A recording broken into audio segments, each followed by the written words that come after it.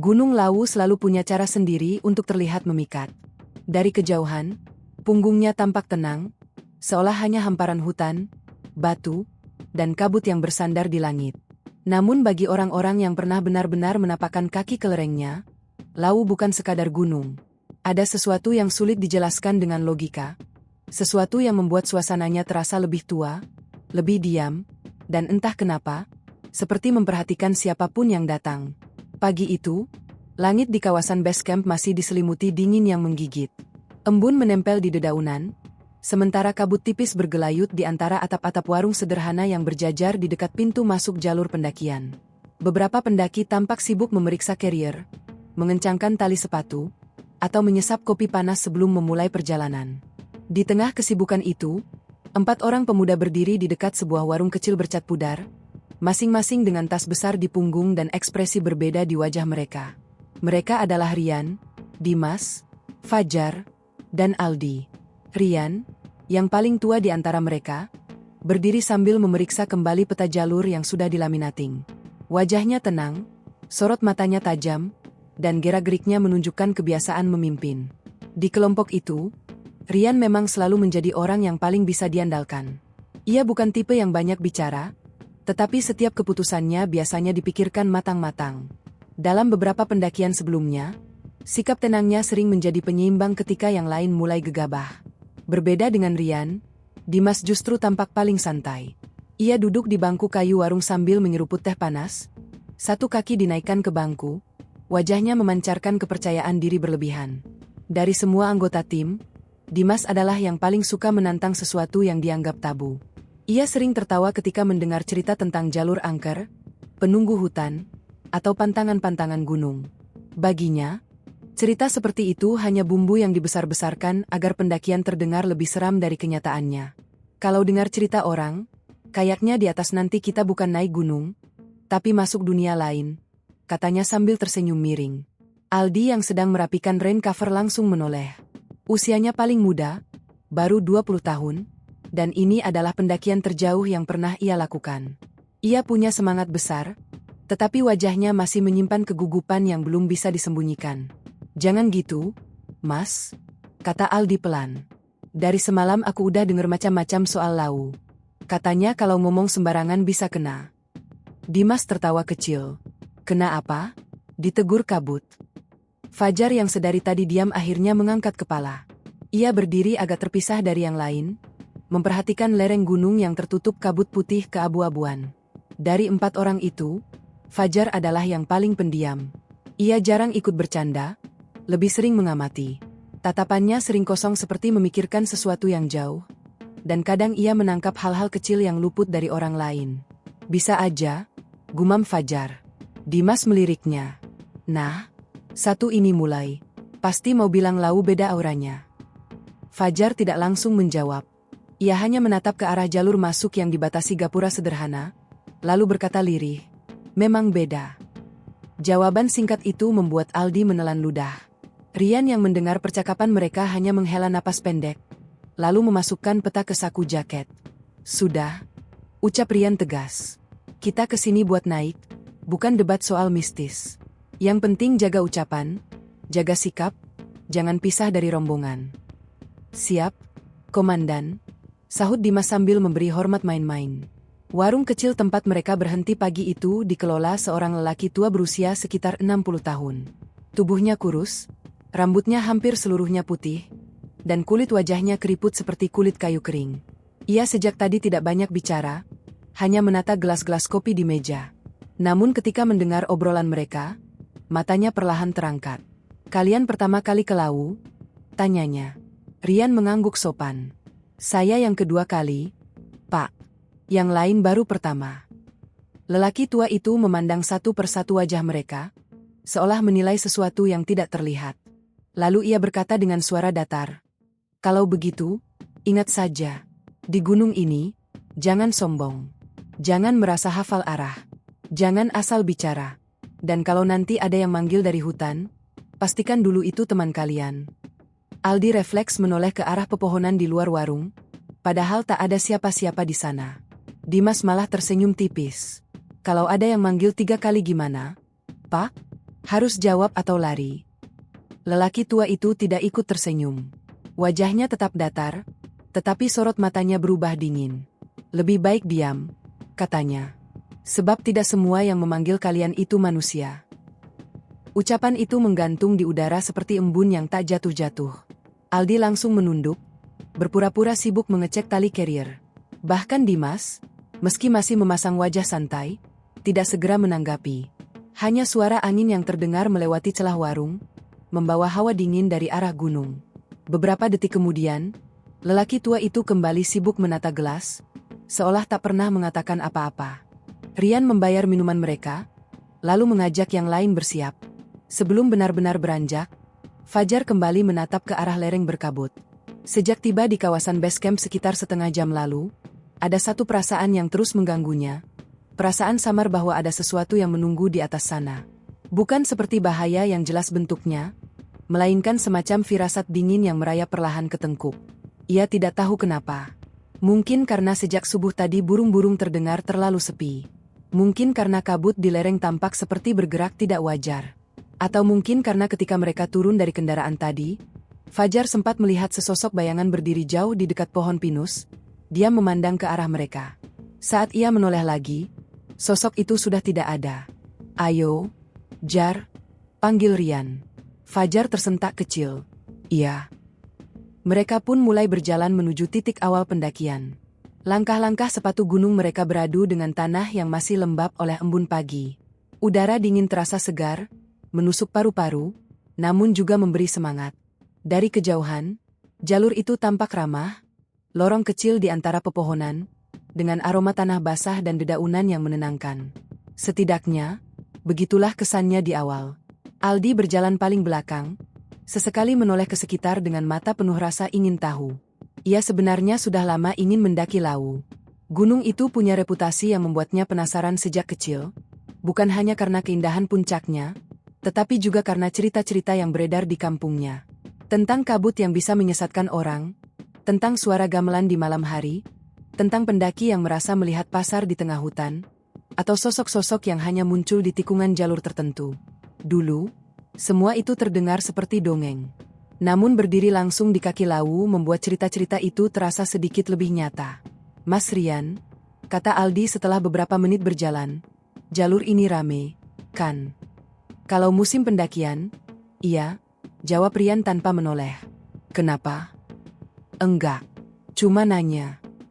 Dimas yang berada di samping Aldi menyenggol lengan anak itu pelan. Santai aja. Kita berempat. Lagi pula masih pagi. Belum juga masuk hutan dalam. Mukamu udah kayak habis lihat pocong. Aldi meringis. Mas, jangan ngomong gitu di sini. Halah, gunung ya gunung.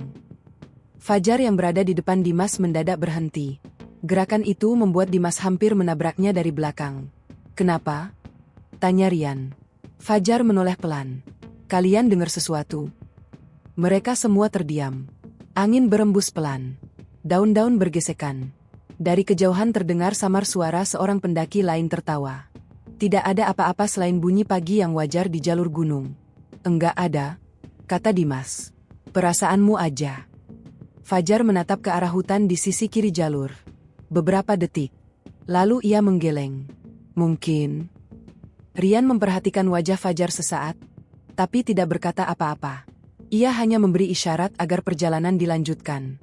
Mereka kembali bergerak, meninggalkan base camp yang perlahan tertutup oleh kabut dan jarak. Matahari seharusnya mulai naik lebih tinggi, tetapi anehnya, cahaya pagi di jalur itu tetap pucat. Kabut tipis masih bertahan di sela-sela batang pohon, membuat hutan tampak seperti lukisan tua yang warnanya memudar. Semakin jauh mereka berjalan, semakin terasa bahwa suara-suara dari bawah mulai hilang. Warung-warung, percakapan pendaki lain, deru kendaraan, semuanya lenyap perlahan, digantikan keheningan yang lebih rapat. Rian sempat menoleh ke belakang. Jalur yang tadi mereka lewati tampak kosong. Terlalu kosong. Padahal, ia yakin beberapa menit sebelumnya masih ada 2 atau 3 kelompok pendaki lain di belakang mereka. Entah kenapa, pemandangan itu membuat dadanya terasa sedikit sempit. Namun ia menepis perasaan itu cepat-cepat. Mungkin rombongan lain berhenti istirahat. Mungkin juga kabut membuat jarak pandang jadi aneh. Tidak ada alasan untuk berpikir macam-macam. Pendakian baru saja dimulai, dan masih terlalu pagi untuk membiarkan pikiran dipenuhi hal ganjil. Sayangnya, tanpa mereka sadari, pagi yang terasa biasa itu adalah pintu dari sesuatu yang tidak akan pernah mereka lupakan.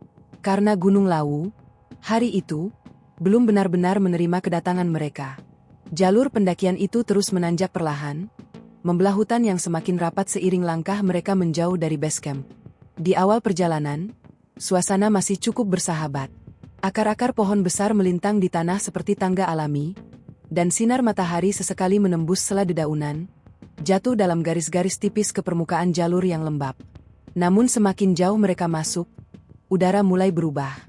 Dingin yang semula terasa menyegarkan perlahan menjadi dingin yang merayap, menempel di kulit lebih lama dari seharusnya. Rian berjalan paling depan, sesekali mengecek pita penanda jalur di beberapa batang pohon. Ia berusaha menjaga ritme langkah agar rombongan tetap stabil. Dalam pikirannya, pendakian ini seharusnya berjalan lancar. Medan Lawu memang tidak bisa dianggap enteng, tetapi ia sudah membaca jalur, mencatat titik-titik penting, dan memperkirakan waktu tempuh dengan cukup matang. Selama semua disiplin dan tidak membuat kesalahan bodoh, perjalanan ini mestinya hanya akan menjadi pengalaman mendaki yang melelahkan, bukan sesuatu yang lebih dari itu. Di belakangnya, Fajar masih lebih banyak diam. Sesekali ia menoleh ke kanan dan kiri, bukan karena kagum pada pemandangan, melainkan seperti sedang mencocokkan sesuatu yang hanya ia rasakan sendiri.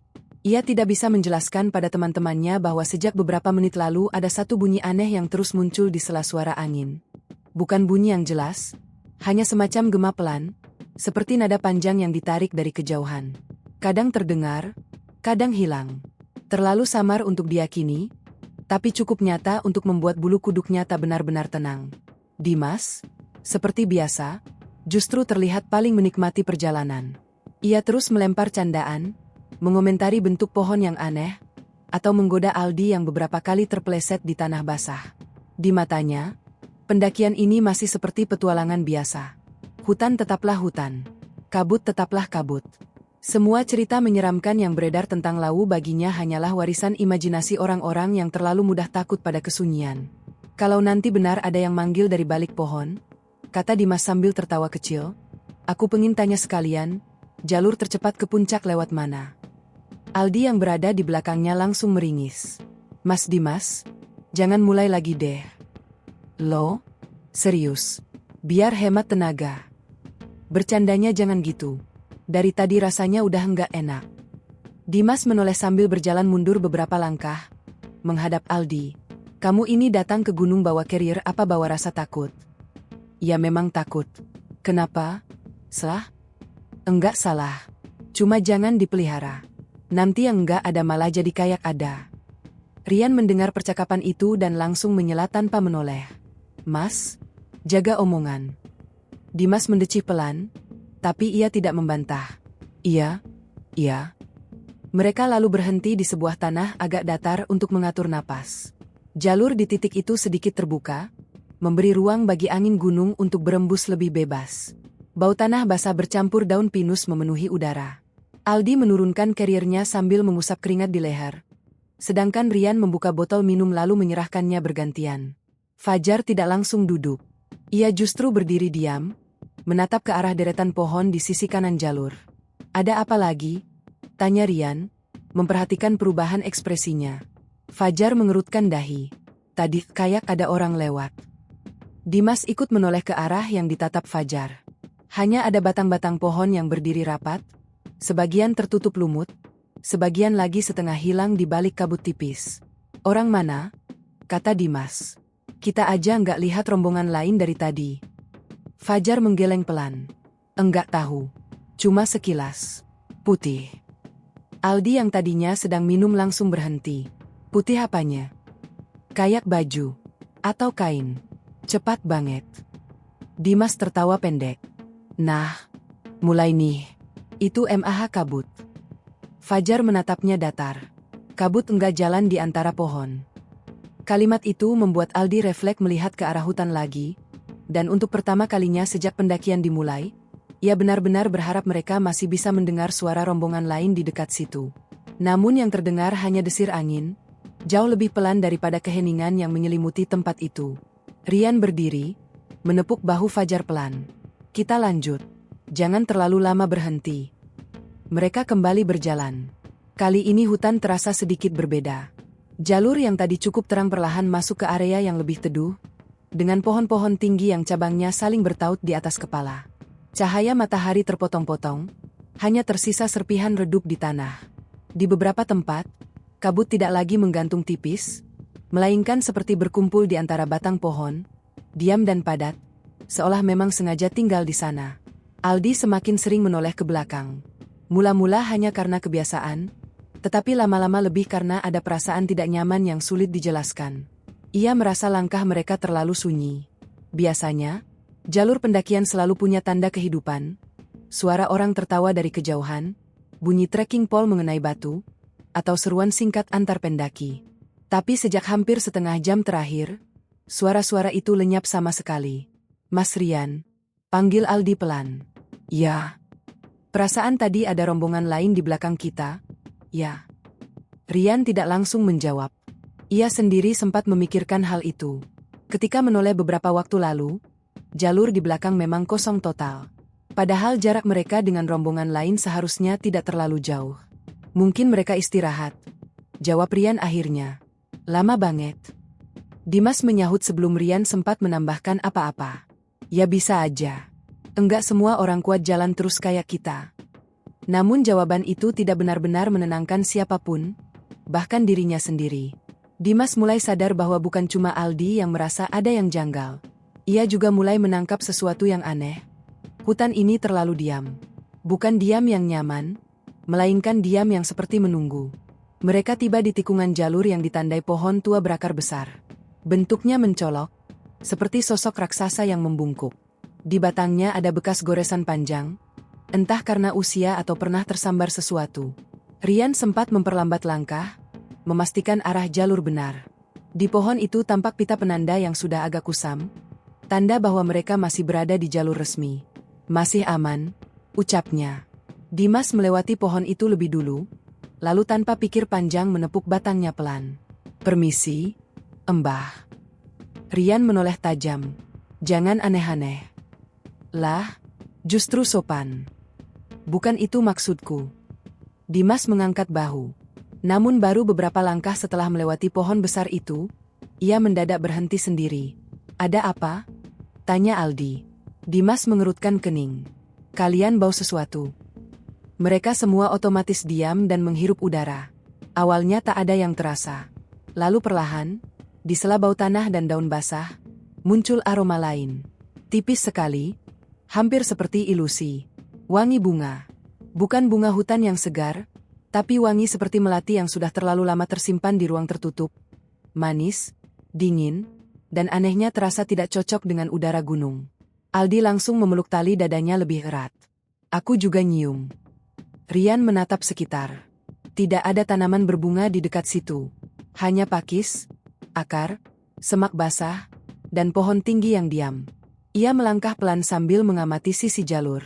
Jangan panik, katanya, walau suaranya sendiri terdengar lebih rendah dari biasa. Bisa jadi ada tanaman tertentu. Tanaman melati di tengah begini, gumam Fajar. Tidak ada yang menjawab. Aroma itu menghilang secepat kemunculannya. Disapu angin, lenyap begitu saja, seakan tadi tidak pernah ada. Tapi sejak saat itu, percakapan mereka berkurang drastis. Bahkan Dimas yang biasanya paling ramai pun mulai lebih banyak diam, meski sesekali masih berusaha tampak santai. Sekitar 15 menit kemudian, mereka menemukan area agak terbuka dengan batu datar besar di tepi jalur. Tempat itu cocok untuk istirahat singkat. Aldi langsung duduk, mengeluh betisnya mulai pegal, sementara Rian mengecek jam dan memperkirakan posisi mereka. Fajar berdiri agak jauh dari rombongan, memandang ke bawah lereng yang tertutup deretan pepohonan dan gulungan kabut. Lalu, tanpa aba-aba, Fajar berkata pelan, "Tadi ada yang manggil." Semua kepala menoleh padanya. "Apa?" tanya Rian. Fajar masih memandang ke arah bawah, wajahnya menegang. "Tadi, baru aja. Ada yang manggil namaku." Aldi bangkit setengah berdiri. "Siapa?" "Itu masalahnya," jawab Fajar perlahan. Suaranya mirip suara ibuku. Jantung Aldi seakan jatuh ke perut. Dimas yang biasanya selalu cepat menyela kini justru tidak langsung bicara. Hanya Rian yang mencoba tetap tenang. "Kamu yakin bukan halusinasi suara?" tanyanya. Fajar akhirnya menoleh. Sorot matanya tidak main-main. "Aku tahu suara ibuku sendiri." Angin kembali berembus, kali ini lebih dingin. Pepohonan di sekitar mereka bergemerisik pelan, seperti bisik-bisik yang tidak selesai dibentuk menjadi kata. Rian menatap ketiga temannya satu persatu. Ia masih ingin berpikir logis. Keletihan, sugesti, suasana asing, semua itu bisa memengaruhi pikiran. Tapi di balik semua penjelasan yang masuk akal, ada satu hal yang mulai ia rasakan dan tidak bisa diabaikan lagi. Sejak melewati pohon tua tadi, Gunung Lawu seolah mulai memperlihatkan sisi lain dari dirinya. Dan mereka baru saja masuk lebih dalam ke dalamnya. Rian memutuskan mereka tidak boleh terlalu lama berhenti. Semakin lama mereka diam di satu titik, semakin besar ruang bagi pikiran untuk dipenuhi rasa takut. Itu prinsip yang selalu ia pegang setiap mendaki. Gunung bisa melelahkan tubuh, tapi yang lebih dulu meruntuhkan manusia biasanya adalah pikirannya sendiri. Karena itu, setelah memberi Fajar waktu minum dan menenangkan diri, Rian langsung mengangkat karirnya kembali. "Kita lanjut," katanya tegas, meski suaranya sengaja dibuat senormal mungkin. "Jangan dipikirin dulu. Fokus ke jalur." Tidak ada yang membantah. Bahkan Dimas, yang biasanya paling cepat berkomentar, hanya mengangguk kecil. Kejadian barusan, pengakuan Fajar bahwa ia mendengar suara ibunya memanggil dari bawah lereng, telah meninggalkan lapisan tipis ketegangan yang kini menempel di antara mereka. Tidak tebal, belum cukup untuk disebut panik, tetapi cukup nyata untuk mengubah suasana. Mereka kembali masuk ke jalur sempit yang menanjak. Akar-akar besar menyilang di tanah, licin karena lembab.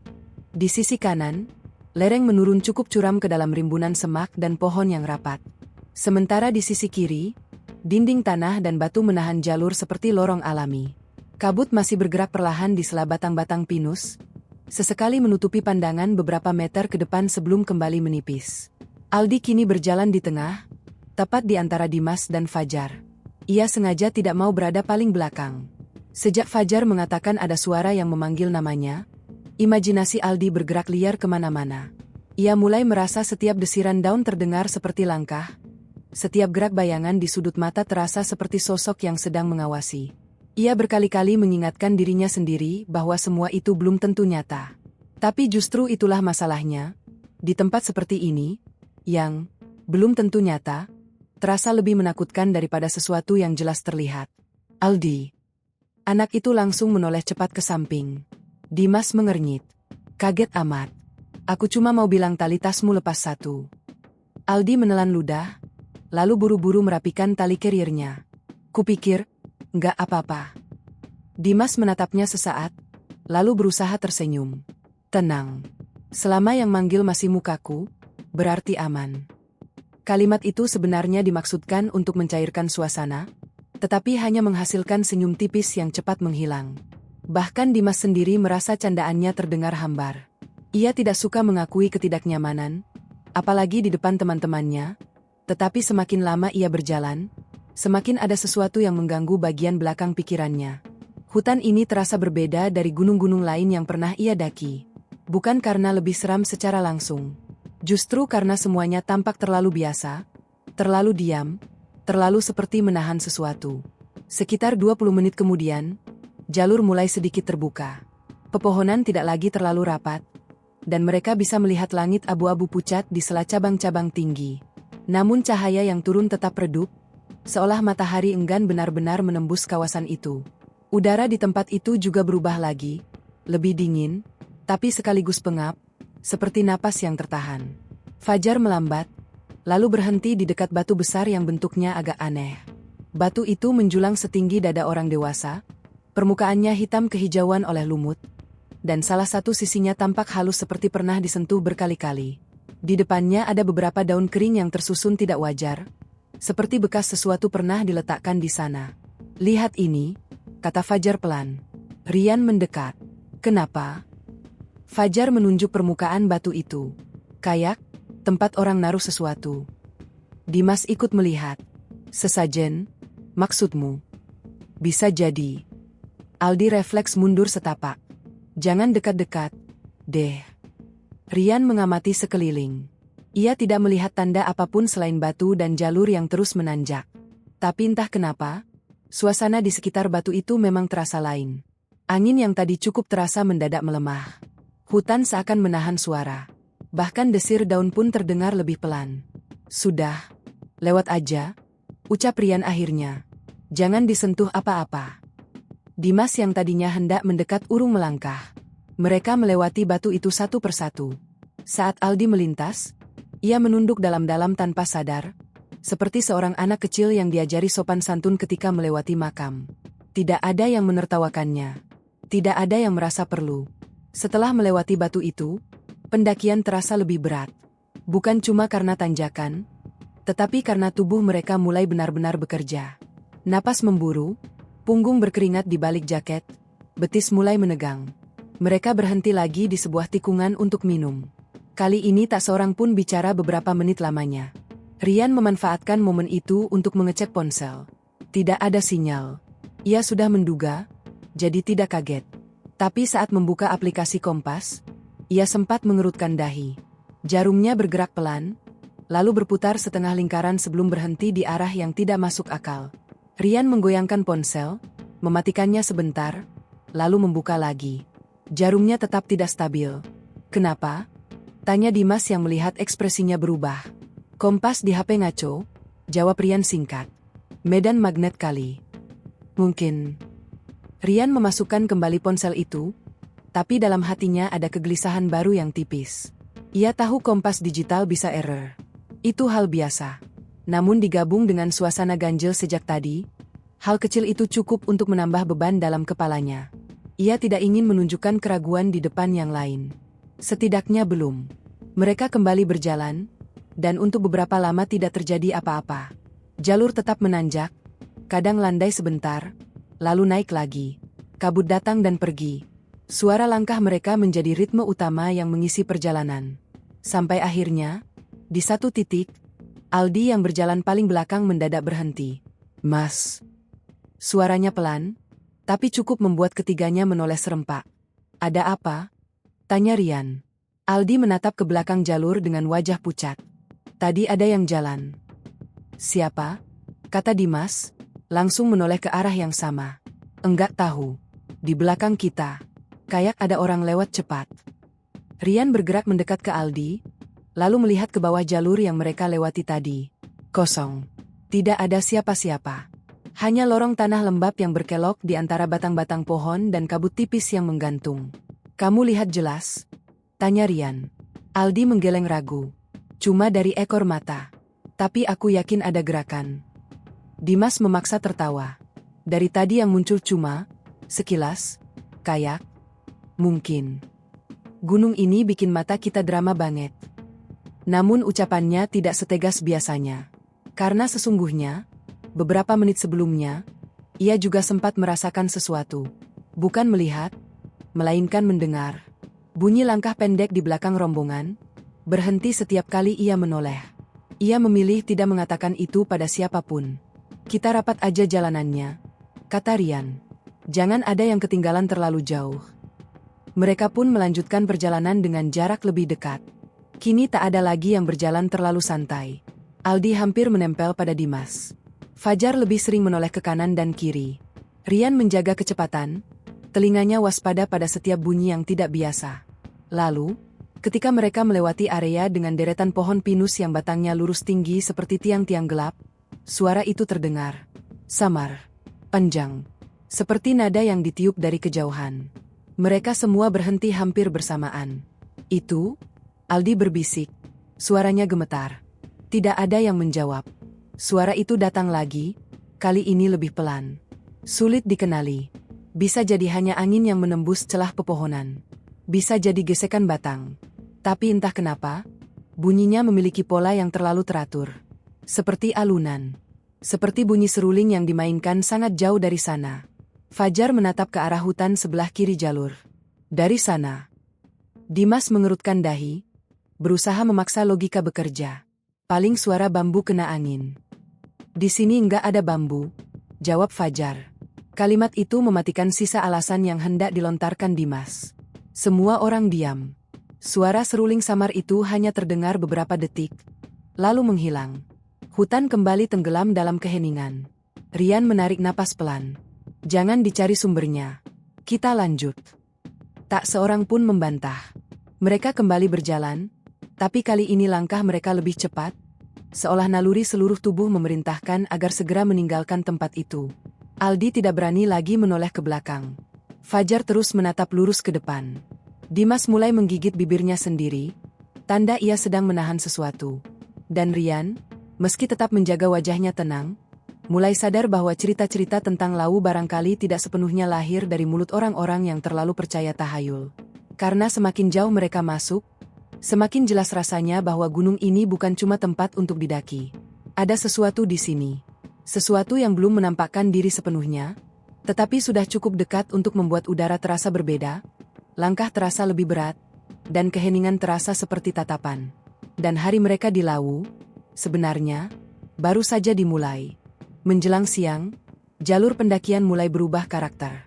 Hutan pinus yang sejak pagi menaungi langkah mereka perlahan menipis, digantikan vegetasi gunung yang lebih rendah namun rapat, dengan semak-semak basah, perdu liar, dan batang-batang pohon tua yang tumbuh bengkok seolah menahan beban kabut selama puluhan tahun. Langit di atas mereka tetap pucat. Matahari memang ada, tetapi kehadirannya tidak terasa penuh.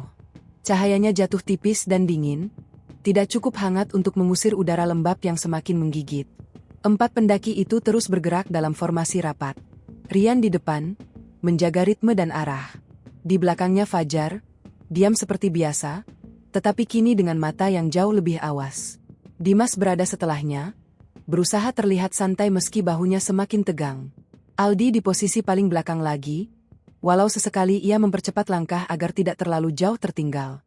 Tidak ada yang benar-benar mengatakan bahwa mereka takut. Namun ketakutan itu sudah hadir, tipis dan sabar, seperti benang dingin yang melilit satu persatu tanpa mereka sadari. Sudah hampir 1 jam sejak mereka mendengar suara seruling samar dari dalam hutan, dan tidak ada satupun dari mereka yang membicarakannya lagi. Barangkali karena tidak ada yang mau jadi orang pertama yang mengakui bahwa suara itu memang terdengar seperti sesuatu yang tidak wajar. Barangkali juga karena mereka sama-sama tahu, begitu hal itu dibahas, maka suasana akan berubah total.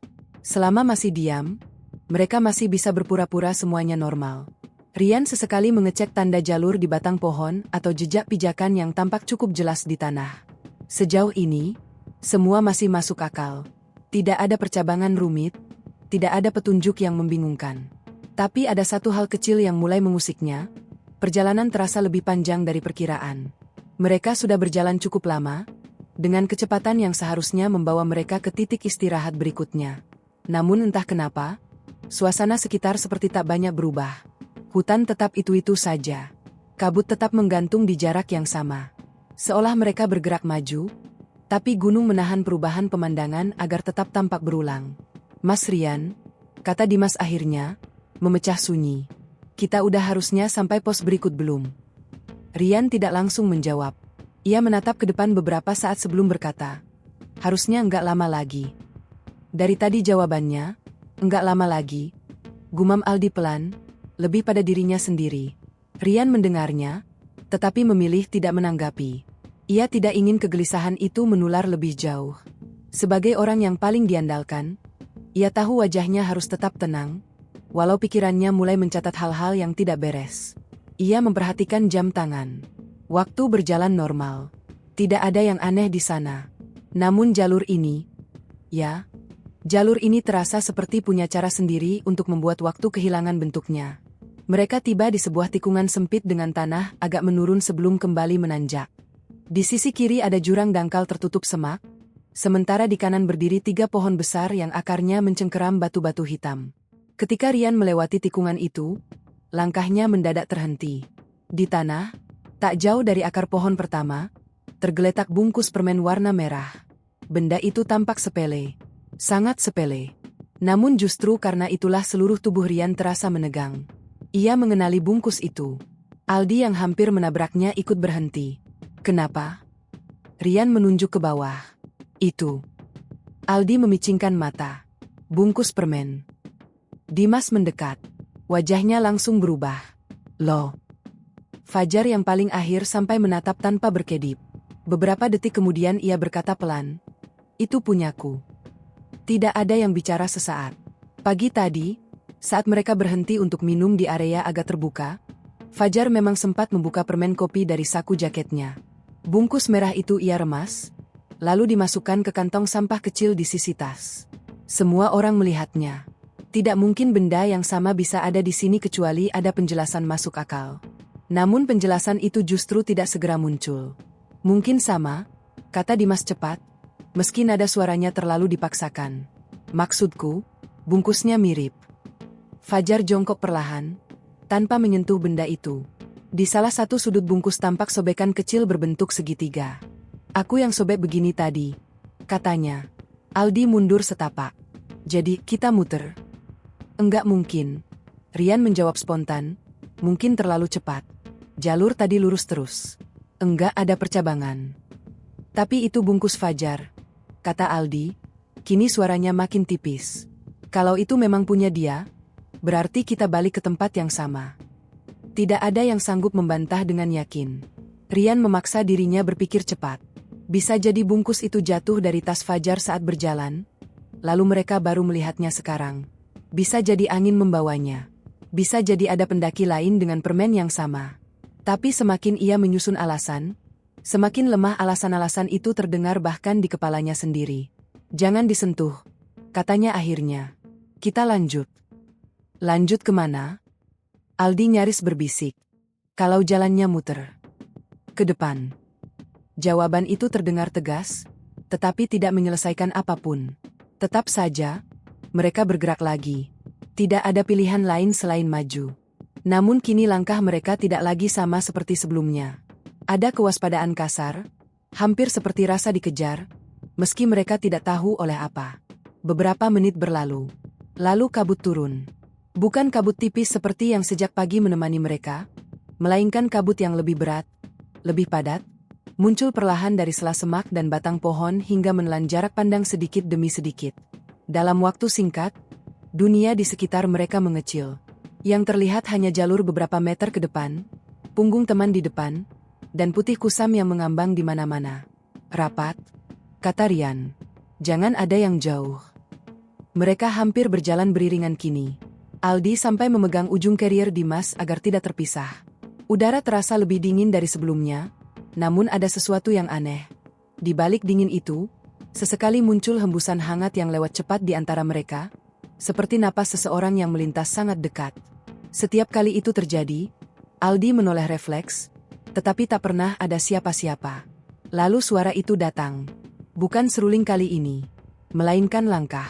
Perlahan, jelas, menginjak tanah lembab dengan ritme ringan. Bukan langkah mereka, langkah lain. Semuanya otomatis berhenti. Langkah itu ikut berhenti. Jantung Aldi berdentum sangat keras, sampai rasanya terdengar keluar dari dada. Dimas menoleh ke belakang dengan cepat. Lalu ke kanan, lalu ke kiri. Tidak ada apa-apa selain kabut dan batang pohon yang berdiri seperti bayangan. Kalian dengar? Bisiknya. Dengar? Jawab Fajar tanpa menoleh. Rian berusaha menjaga suaranya tetap rendah dan stabil. Mungkin ada pendaki lain. Kalau pendaki lain, kata Fajar, kenapa dari tadi enggak kelihatan? Tidak ada jawaban.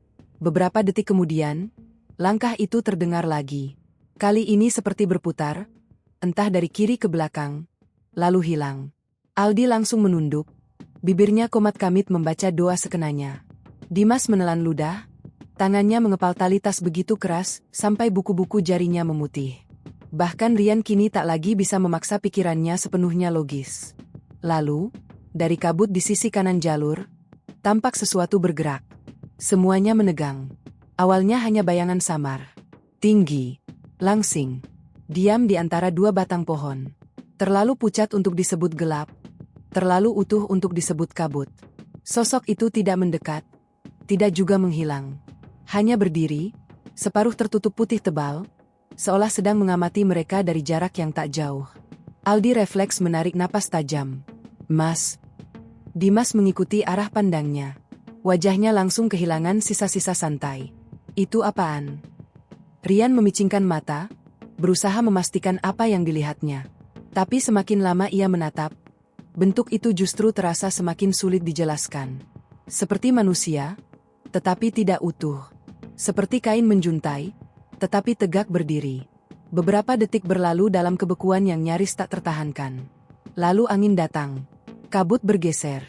Dan sosok itu lenyap. Begitu saja. Tidak melangkah pergi.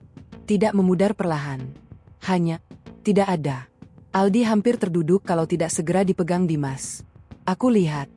Kan? Aku nggak salah lihat. Kan? Dimas tidak menjawab cepat. Untuk pertama kalinya sejak pendakian dimulai, ia tampak benar-benar kehilangan kata-kata. Fajar menatap titik tempat sosok itu tadi berdiri dengan wajah pucat dan rahang mengeras.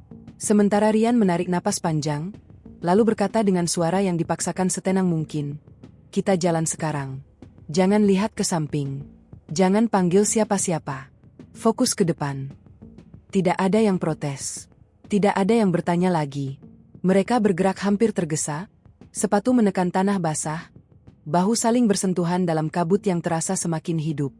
Hutan di sekitar mereka kini tidak lagi sekadar sunyi. Ia seperti menyimpan pendengar, menyimpan mata, menyimpan sesuatu yang sabar menunggu sampai keempat pendaki itu masuk lebih dalam. Dan tanpa ada seorang pun yang mau mengakuinya keras-keras, mereka semua mulai merasakan hal yang sama. Gunung Lawu sejak tadi bukan sedang membiarkan mereka lewat. Gunung itu sedang memperhatikan. Mereka terus berjalan tanpa banyak bicara setelah sosok samar di balik kabut itu menghilang. Tidak ada satupun yang berani menoleh kembali ke titik tempat sesuatu itu tadi berdiri. Bahkan Dimas, yang sejak awal paling gemar menertawakan hal-hal berbau mistis, kini memilih menatap lurus ke depan dengan rahang mengeras. Langkahnya lebih cepat dari sebelumnya, seolah naluri tubuhnya sedang berusaha menjauh dari sesuatu yang belum sempat dipahami akal. Kabut masih menggantung rapat di sekitar jalur. Kadang menipis sesaat hingga memperlihatkan batang pohon atau semak-semak di sisi lereng, lalu menebal lagi seperti tirai yang sengaja dibuka tutup oleh tangan tak terlihat. Udara terasa jauh lebih dingin, tetapi anehnya kulit mereka justru berkeringat. Bukan karena panas, melainkan karena tegang yang mulai menggerogoti tubuh sedikit demi sedikit. Rian tetap memimpin di depan. Ia memaksa napasnya stabil, memaksa pikirannya bekerja runtut. Yang mereka lihat tadi belum tentu sesuatu gaib. Bisa jadi bentuk batang pohon yang tertutup kabut. Bisa jadi ilusi optik akibat cahaya, kelelahan, dan sugesti. Ia berpegangan keras pada kemungkinan-kemungkinan itu, sebab kalau tidak, ketenangannya akan pecah lebih cepat daripada yang lain. Dan jika ia sampai goyah, 3 temannya bisa panik total. Kita istirahat di pos berikut, katanya, suaranya tetap rendah namun tegas. Abis itu makan, evaluasi jalur. Tak ada jawaban. Hanya bunyi langkah sepatu yang menghantam tanah lembab dan sesekali gesekan carrier dengan ranting-ranting rendah. Aldi berjalan paling dekat dengan Dimas sampai ujung tas mereka hampir bersentuhan. Ia tidak lagi peduli terlihat penakut atau tidak. Sejak melihat sosok tadi, dadanya seperti diisi udara dingin yang tak bisa keluar sempurna. Ia ingin bertanya banyak hal. Apakah yang lain benar-benar melihat hal yang sama? Apakah mereka sedang tersesat?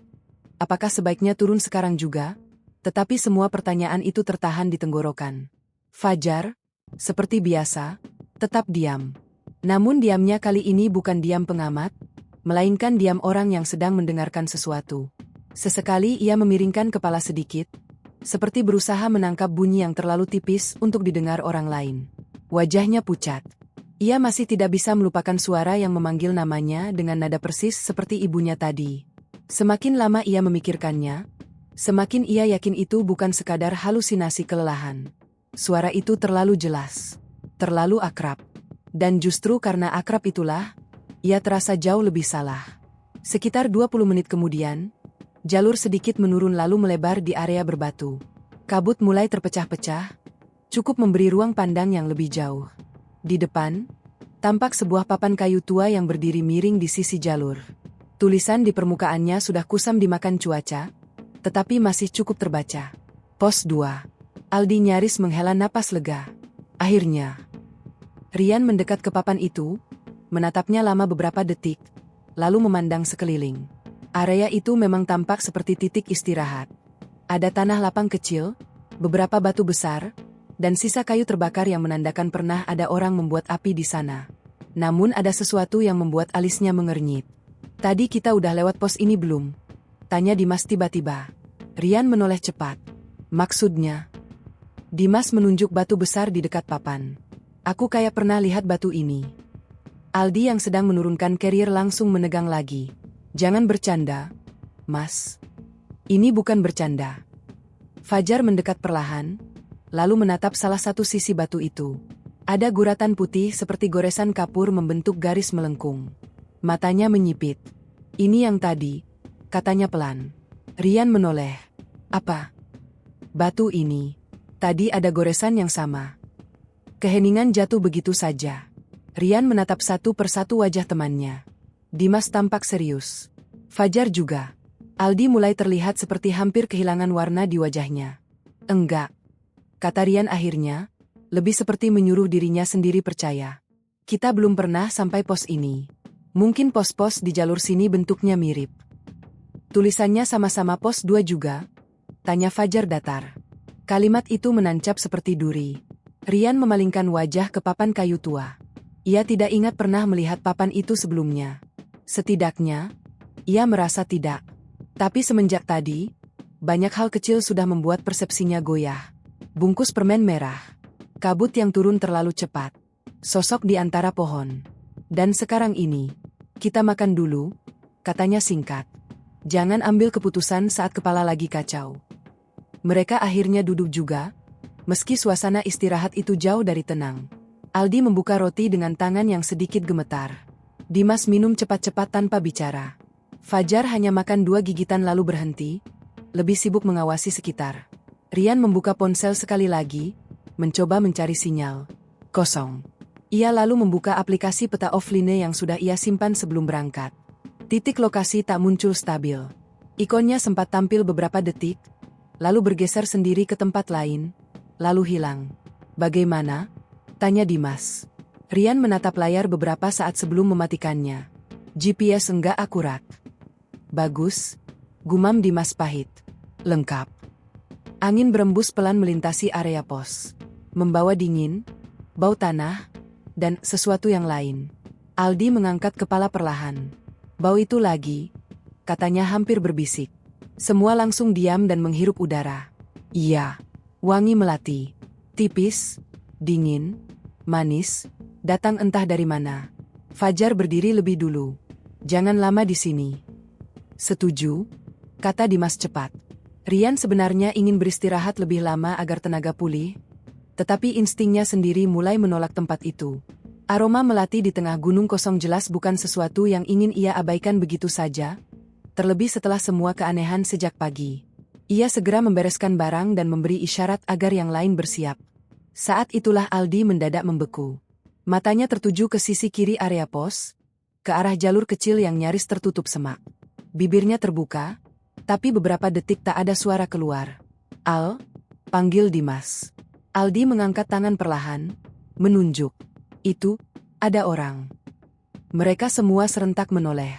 Di antara kabut yang tipis, di balik semak-semak, tampak sesosok perempuan berdiri diam. Jaraknya mungkin 20 meter.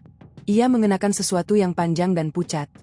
Bisa kain, bisa kebaya, sulit dipastikan karena tubuhnya setengah tertutup batang pohon. Rambutnya tampak gelap menjuntai. Wajahnya tidak terlihat jelas. Sosok itu hanya berdiri, sangat diam, menghadap ke arah mereka. Tak seorang pun bergerak. Rian merasa tengkuknya menegang. Logikanya berteriak bahwa mungkin itu pendaki lain, mungkin warga lokal, mungkin siapa saja. Tetapi bagian tubuh yang lebih purba langsung tahu ada yang tidak beres.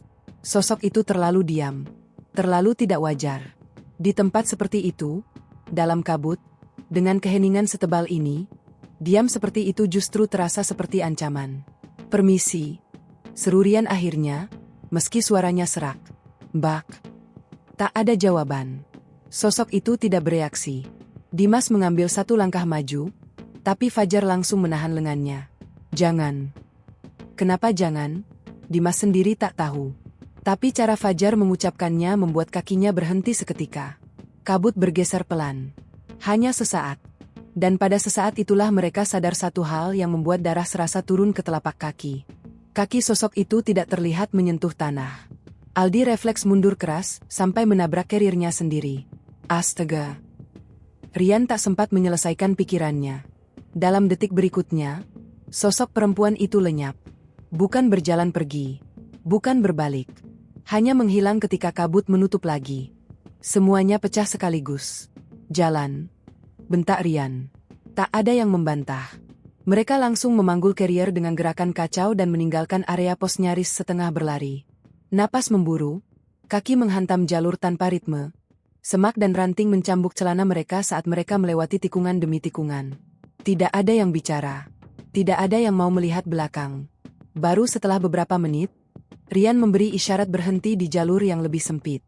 Mereka semua membungkuk, mencoba mengatur napas. Itu apa? Suara Aldi pecah, nyaris seperti anak kecil. Itu tadi apa? Tak seorang pun segera menjawab. Dimas mengusap wajahnya kasar. Aku nggak tahu. Jangan bilang itu kabut lagi, kata Fajar, matanya menatap kosong ke depan. Karena kita semua lihat. Rian berdiri paling lama dalam diam. Dalam dirinya, garis pertahanan yang sejak tadi ia bangun dengan logika mulai retak pelan.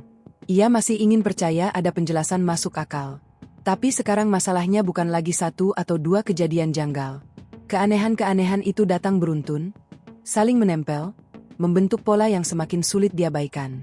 Dan yang paling mengganggunya bukan cuma sosok tadi, melainkan satu kenyataan lain yang baru ia sadari sesaat sebelum mereka lari dari pos. Di tanah dekat papan kayu miring itu, ada jejak sepatu mereka sendiri. Jejak yang sudah mengering. Seolah mereka memang pernah berada di sana lebih dulu, bukan beberapa menit, melainkan beberapa jam sebelumnya. Rian mengangkat wajah perlahan, menatap jalur di depan yang kembali ditelan kabut tipis. Hari baru masuk setengahnya. Tetapi di dalam dadanya, untuk pertama kali, muncul keyakinan dingin yang tak bisa ditolak lagi. Mereka tidak sekadar mendaki dengan arah yang kacau. Mereka mulai benar-benar tersesat. Setelah meninggalkan area pos itu, mereka tidak lagi berjalan seperti rombongan pendaki yang menikmati perjalanan. Langkah mereka kini pendek, cepat, dan dipenuhi naluri untuk segera menjauh. Carrier di punggung terasa 2 kali lebih berat. Napas mereka kasar. Tak seorang pun benar-benar melihat ke arah sekitar. Semuanya lebih sibuk menatap jalur di depan seolah-olah dengan begitu mereka bisa memaksa dunia kembali masuk akal. Namun gunung tidak berubah hanya karena manusia berharap demikian. Kabut masih setia mengikuti. Kadang menipis, memperlihatkan batang-batang pohon kurus dan jalur tanah yang licin. Lalu datang lagi seperti asap yang tahu kemana harus berkumpul. Langit tak pernah benar-benar terang. Waktu seperti bergerak, tapi cahayanya tetap sama. Pucat, dingin, menahan segala sesuatu dalam suasana yang menggantung. Aldi yang biasanya paling banyak bertanya justru kini nyaris tak bersuara. Wajahnya pucat dan bibirnya kering. Ia berjalan begitu dekat di belakang Dimas, sampai beberapa kali ujung sepatunya nyaris menginjak tumit temannya itu. Dimas sendiri tak mengeluh. Ia sedang terlalu sibuk menghadapi kekacauan dalam kepalanya. Sejak melihat sosok perempuan di balik semak tadi, semua candaan yang sejak pagi ia pakai seperti tameng runtuh begitu saja. Ia masih ingin menyangkal, masih ingin percaya bahwa ada penjelasan biasa, tetapi bayangan tubuh diam dengan kaki yang tak menyentuh tanah itu terus menempel di matanya. Rian beberapa kali menoleh memastikan jumlah mereka tetap 4. Itu gerakan kecil, tapi dilakukan terus-menerus. Ia sadar dirinya mulai paranoid, namun ia tak bisa menghentikannya. Sekarang, baginya, memastikan semua orang masih ada di dekat jalur jauh lebih penting daripada menjaga wibawa sebagai pemimpin kelompok. Pelan sedikit, ucap Fajar dari tengah. Kalau terlalu cepat, kita malah enggak fokus. Rian mengangguk tanpa menoleh. Ia tahu Fajar benar. Mereka tidak bisa terus berjalan setengah lari seperti ini. Ketakutan membuat orang terburu-buru, dan terburu-buru di gunung berarti membuka pintu untuk kesalahan yang jauh lebih fatal. Ia mengangkat tangan memberi isyarat berhenti sejenak. Mereka berdiri di sebuah bagian jalur yang agak landai. Di sisi kanan ada deretan pakis tinggi dan batu-batu tertutup lumut. Di sisi kiri, semak rapat jatuh ke lereng yang tak terlihat ujungnya. Kita atur napas dulu, kata Rian. Terus cek barang masing-masing. Tak ada yang protes. Aldi langsung menurunkan carrier setengah lepas, memeriksa botol air dan kantong logistik dengan gerakan gugup. Dimas mengecek senter kepala, jas hujan, dan ponselnya. Tidak ada sinyal. Fajar membuka tas kecil di bagian depan carrier, lalu tiba-tiba mengerutkan dahi. Kenapa? Tanya Rian yang melihat perubahan wajahnya. Fajar tidak langsung menjawab. Tangannya merogoh lebih dalam ke tas, lalu mengeluarkan sesuatu yang dibungkus daun kering tipis. Semua orang menatap benda itu. Itu apa? Aldi bertanya pelan. Fajar menggeleng. Aku nggak tahu. Ia membuka bungkus daun itu hati-hati. Di dalamnya ada sejumput bunga layu, butiran beras, dan potongan kecil kain putih kusam. Tak seorang pun bicara. Dimas yang pertama bereaksi. Itu dari mana? Itu yang aku bilang. Suara Fajar rendah, tegang. Aku nggak pernah naruh beginian di tasku. Aldi langsung mundur setapak. Buang. Buang aja. Jangan sembarangan, potong Rian cepat. Ia mendekat dan menatap isi bungkusan itu tanpa menyentuhnya. Sesajen kecil, atau sesuatu yang mirip itu. Tidak besar, tapi cukup untuk mengubah suhu di sekitar mereka seolah udara mendadak turun beberapa derajat. Yakin bukan barangmu? Tanya Rian. Fajar menatapnya tajam. Kamu pikir aku bawa itu buat apa? Tidak ada jawaban yang layak untuk pertanyaan itu. Rian menarik napas pelan, menahan rasa tak nyaman yang mulai menjalar naik ke tengkuk. Bungkus lagi, katanya akhirnya. Simpan dulu. Simpan. Aldi nyaris berseru. Mas, serius? Daripada dilempar sembarangan di sini. Fajar menurut, meski wajahnya jelas tak suka. Ia membungkus benda itu kembali dan memasukkannya ke kantong paling luar tasnya. Seperti berharap jarak beberapa lapis kain bisa cukup untuk menjauhkan pengaruh anehnya. Setelah itu mereka melanjutkan perjalanan, tetapi suasana telah berubah lebih jauh lagi. Kini bukan cuma hutan atau kabut yang terasa salah. Barang di tas mereka sendiri pun sudah mulai terasa tidak bisa dipercaya. Aldi beberapa kali meraba saku jaketnya memastikan pisaunya masih ada, lampu korek masih ada, dan ponselnya masih di tempat. Dimas bahkan mengecek ulang isi carrier saat berjalan, sesuatu yang biasanya tidak pernah ia lakukan. Kita harus mulai mikir kemungkinan turun, katanya tiba-tiba. Rian tetap menatap depan. Belum. Belum gimana? Dari tadi jalur muter, GPS ngaco, ada sosok macam-macam. Ini bukan pendakian normal. Aku tahu. Kalau tahu, kenapa masih maksa naik? Pertanyaan itu membuat langkah Rian melambat sedikit. Fajar dan Aldi ikut menegang, sadar nada bicara Dimas mulai berubah. Karena kita belum tahu kita sebenarnya ada di mana, jawab Rian, berusaha tetap tenang. Turun pun kalau arah kita salah, hasilnya sama. Setidaknya turun itu lebih masuk akal daripada terus ke atas. Dan kalau jalur turun yang kita pilih ternyata salah. Dimas mendecih kasar, tapi tidak membalas. Ia tahu itu kemungkinan nyata. Gunung bukan jalan kota yang tinggal di balik arah lalu selesai. Sekali orientasi hilang, setiap keputusan bisa membawa mereka makin jauh dari jalur aman. Mereka kembali diam. Hanya suara sepatu, napas, dan sesekali ranting yang patah saat terinjak. Lalu hutan berubah lagi. Tanpa tanda jelas, tanpa batas yang bisa mereka tunjuk, kawasan yang mereka lalui tiba-tiba terasa lebih sunyi dari sebelumnya. Bukan sekadar sepi, melainkan sunyi yang menekan telinga. Tak ada burung, tak ada serangga. Bahkan angin pun seperti enggan melewati tempat itu. Pohon-pohon di sekitar berdiri lebih renggang, tapi justru membuat area itu tampak lebih kosong dan tidak nyaman. Fajar berhenti lebih dulu. Dengerin, katanya. Mereka semua ikut berhenti. Tidak ada apa-apa. Dan justru itulah yang membuat Aldi merasa perutnya mengeras. Kenapa nggak ada suara sama sekali? Bisiknya. Dimas menoleh perlahan ke segala arah. Amai. Rian tidak suka pilihan kata itu, tapi ia tidak bisa menyangkal. Area itu terasa seperti bagian hutan yang ditahan dalam napas panjang. Seolah semua makhluk hidup memilih menjauh. Mereka mulai berjalan lagi, lebih pelan kali ini.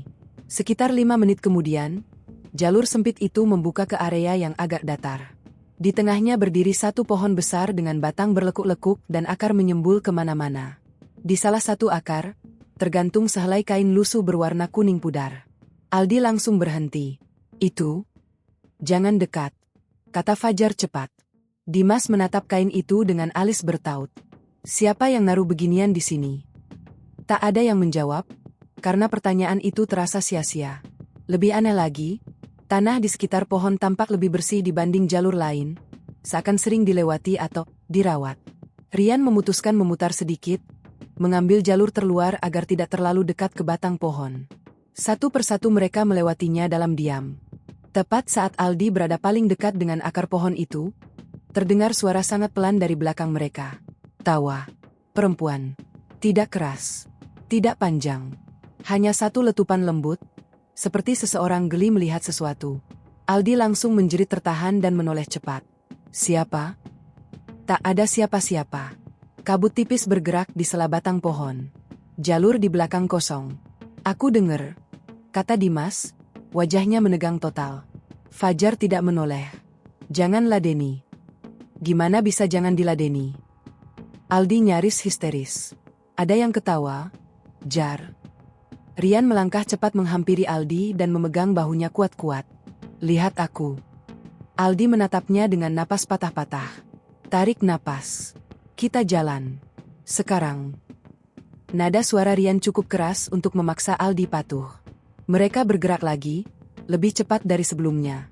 Kali ini tidak ada yang peduli menjaga ritme pendakian. Naluri kabur sudah mengambil alih.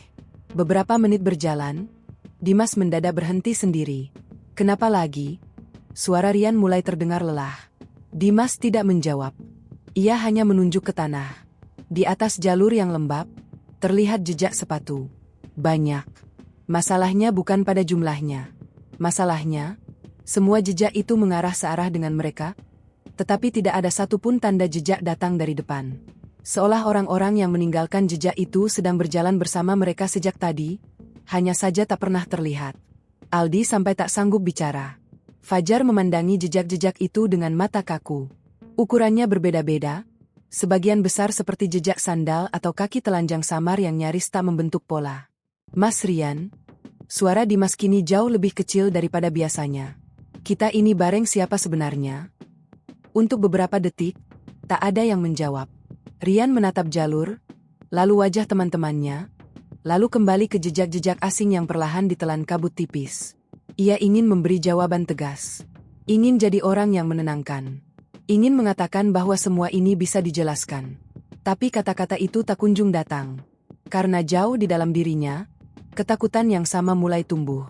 Dan untuk pertama kalinya sejak mereka berangkat pagi tadi, ia merasa kemungkinan paling buruk itu benar-benar ada. Mungkin mereka bukan cuma salah arah. Mungkin sejak beberapa waktu lalu, mereka sudah masuk ke tempat yang seharusnya tidak mereka lewati sama sekali. Sejak menemukan jejak-jejak asing di jalur itu, cara mereka berjalan berubah total. Tidak ada lagi sisa-sisa suasana pendakian biasa. Kini setiap langkah terasa seperti keputusan yang dipaksakan. Bahu mereka menegang, telinga siaga, dan mata tak pernah benar-benar diam. Hutan di sekitar tetap sama, kabut, pohon tua, tanah lembab, lereng yang tak jelas ujungnya. Tetapi setelah semua yang mereka lihat dan dengar, tempat itu tak lagi tampak seperti bagian dari jalur gunung yang wajar. Rian tetap memimpin, walau kini pikirannya mulai dipenuhi keraguan yang tak bisa lagi dibungkam. Ia terus berusaha mengingat peta jalur, titik-titik istirahat, dan kemungkinan percabangan yang mungkin mereka lewatkan. Namun semakin keras ia memaksa mengurutkan semuanya secara logis, semakin buyar susunannya di kepala. Lalu seperti menelan orientasi sedikit demi sedikit. Jalur yang tadi terasa menanjak kini kadang menurun lalu kembali naik, memutar tanpa pola yang bisa ia yakini. Tidak ada penanda yang benar-benar menenangkan. Bahkan pita penanda jalur yang sesekali mereka temui kini terasa lebih seperti jebakan daripada petunjuk. Kita harus bikin tanda, kata Fajar tiba-tiba. Rian menoleh sedikit. Tanda apa? Di pohon. Biar kalau kita muter lagi, kita tahu. Dimas mengangguk cepat. Setuju. Dari tadi semua tempat rasanya mirip. Rian sempat berpikir 2 detik. Lalu membuka kantong samping carrier dan mengambil potongan tali rafia merah yang biasa ia bawa untuk keadaan darurat. Ia mengikat sepotong tali itu pada cabang rendah di sisi jalur. Warnanya mencolok di tengah hutan yang pucat. Kalau nanti kita lihat ini lagi, katanya, berarti memang ada yang enggak beres. Aldi tidak menyukai cara kalimat itu diucapkan. Terlalu tenang. Terlalu seperti vonis yang ditunda. Mereka melanjutkan perjalanan. Beberapa saat pertama, tak ada yang terjadi selain bunyi napas dan langkah. Namun keheningan itu justru membuat pikiran masing-masing makin ramai. Aldi terus membayangkan jejak-jejak asing di tanah. Fajar sesekali meraba kantong luar tasnya, tempat bungkusan kecil berisi bunga layu dan kain putih tadi disimpan. Dimas mulai sering menoleh ke belakang, bukan untuk mencari sesuatu, melainkan karena ia tak tahan dengan perasaan seperti sedang diikuti. Rian menghitung waktu dalam kepala, berusaha tetap punya pegangan pada sesuatu yang terukur. 20 menit kemudian, mereka sampai di tikungan jalur dengan pohon pinus bercabang rendah di sisi kanan. Di cabang itu, terikat tali rafia merah. Tak seorang pun langsung bicara. Mereka berhenti hampir bersamaan. Warna merah itu diam di depan mata seperti ejekan. Aldi adalah yang pertama kehilangan kendali. Enggak mungkin. Dimas berjalan cepat ke arah pohon, menatap tali itu dari dekat. Simpulnya sama. Ujungnya robek miring. Itu jelas tanda yang dibuat Rian sendiri. Kita muter, katanya pelan, dan suaranya terdengar seperti suara orang lain. Rian berdiri diam, rahangnya mengeras. Dalam dadanya ada rasa dingin yang jatuh lurus seperti batu. Enggak ada percabangan besar, gumamnya. Kita jalan lurus tadi. Ya tapi ini buktinya. Bentak Aldi, suaranya pecah. Ini pohon yang sama. Fajar memandang sekitar dengan mata sempit. Bukan cuma muter. Kita muter tanpa sadar. Kalimat itu membuat suasana makin menyesakkan. Karena kalau mereka sadar sedang berputar, masalahnya masih bisa dilawan. Tapi kalau mereka bahkan tidak tahu kapan mulai berputar, maka jalur di sekitar mereka bukan lagi sesuatu yang bisa dipercaya. Rian memaksa dirinya tetap tegak. Oke, kita jangan panik. Gimana caranya jangan panik? Dimas menoleh padanya tajam. Kita baru aja buktiin jalurnya muter sendiri. Bukan muter sendiri, kata Rian cepat, meski ia sendiri tak yakin. Mungkin ada cabang yang enggak kita sadar. Fajar menggeleng pelan. Dari tadi jalurnya cuma satu. Aldi menutup wajah dengan kedua tangan sebentar. Napasnya makin pendek. Aku bilang dari tadi kita harus turun. Kita harus balik. Kita harus keluar dari sini. Kita nggak bisa ambil keputusan asal. Potong Rian. Terus kapan? Nunggu malam? Tak ada jawaban yang tepat. Dan disitulah pertengkaran kecil itu mulai pecah. Dimas yang sejak awal berusaha menahan diri akhirnya meluapkan emosinya. Ia menyalahkan Rian karena terlalu percaya diri soal jalur. Rian membalas bahwa semua orang tadi sepakat mengikuti rencana. Aldi yang sudah di ujung takut mulai bicara terlalu cepat dan terlalu tinggi, membuat suasana makin kacau. Hanya Fajar yang awalnya diam, tetapi ketika Dimas mulai menyebut semua kejadian aneh itu, cuma efek takut. Fajar menatapnya dingin dan berkata, kalau masih mau bohong ke diri sendiri, silakan. Tapi jangan bawa kita semua ikut buta. Kalimat itu memotong Dimas habis-habisan. Aku nggak bohong, balas Dimas. Aku cuma berusaha tetap waras. Waras bukan berarti pura-pura enggak lihat. Aldi mundur 2 langkah dari mereka, wajahnya tegang, matanya bolak-balik menatap ketiga temannya. Ia membenci suara ribut di tempat seperti itu. Rasanya salah, terlalu salah. Hutan di sekitar justru terasa makin diam, seakan sedang mendengarkan. Sudah. Bentak Rian akhirnya, kali ini lebih keras dari sebelumnya. Semua diam. Suara itu memantul pendek di antara batang pohon, lalu lenyap. Mereka terdiam. Napas masing-masing masih berat. Rian mengusap wajahnya kasar. Kita enggak akan selamat kalau mulai pecah begini. Fokus. Yang kita tahu sekarang, jalur ini bikin kita balik ke titik yang sama. Berarti kita butuh cara lain. Apa? Tanya Dimas dingin. Rian menatap ke kiri kanan, lalu ke lereng semak yang turun tajam di salah satu sisi. Keluar sedikit dari jalur utama. Cari aliran air atau tempat yang lebih terbuka.